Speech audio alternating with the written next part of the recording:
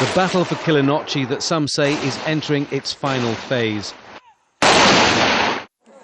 Here, Sri Lankan soldiers on the move, an army full of determination, an army in high morale and full of confidence. These men, we were told, have been to within a few kilometres of the Tamil Tigers' de facto capital of Kilinochchi. They are part of the spearhead which is pushing the Tigers further and further back. On display, captured Tiger weapons and optimism from the Sri Lankan soldiers. So they don't have ability to give a big punch to us. So our troops, they are bravely fighting with the LTT. So actually we don't have any threat and we don't have any doubt very soon we can capture the Kilinochchi. A few weeks ago this area was controlled by the Tigers, but now the houses and villages are deserted, no sign of life except for the military, the civilians long gone. This was part of the Tigers' main defences for their de facto capital. Called the Bund, it is a mound of earth 3 metres high, heavily fortified that stretches for 20 kilometres. It took days to punch through. 7 to 10 days. Yes. Heavy fighting? Yeah, heavy fighting. A lot of terrorists are there and they have put a lot of machine guns and booby traps. We have to cross that all those difficulties and get through. It's action like this that demonstrates the determination of the Sri Lankan military, which in the last year has changed the fortunes of this conflict.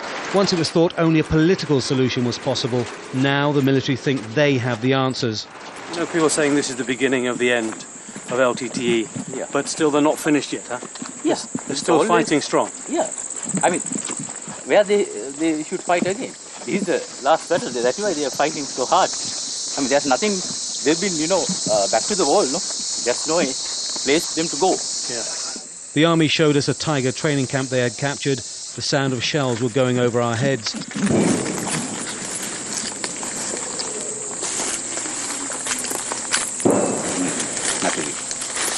The army may think this is the last battle, but no one can get to the Tamil Tigers to get their view.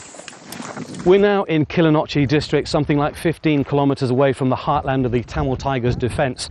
We've got a little bit closer. We've seen scarred villages which have seen the signs of fighting. We've seen that the army is taking territory, but we don't know exactly how much territory they're taking, if they're going as fast as they say they're going, and it does seem that the Tamil Tigers are offering far more resistance than was originally first thought. Sri Lanka is spending $1.5 billion on its military. It has doubled the size of the armed forces to 175,000 men in the last 5 years, and it has paid dividends. Since January last year, the army has retaken the eastern province from the rebels, and now 2/3 of the territory they held in the north. Part of that territory contains the graveyards of Tamil Tiger fighters, some freshly dug. I think 2 to 3 weeks ago. Some of the graves have been desecrated, perhaps an indication of the deep-rooted ill feeling that has grown in this war, the same ill feeling that caused the conflict in the first place 25 years ago. Healing those rifts will be a challenge to any government. But the war is not yet over, and some are apprehensive. The Tigers may be wounded, but they are still dangerous and able to strike as they have done many times in the past, both militarily and with suicide bombers.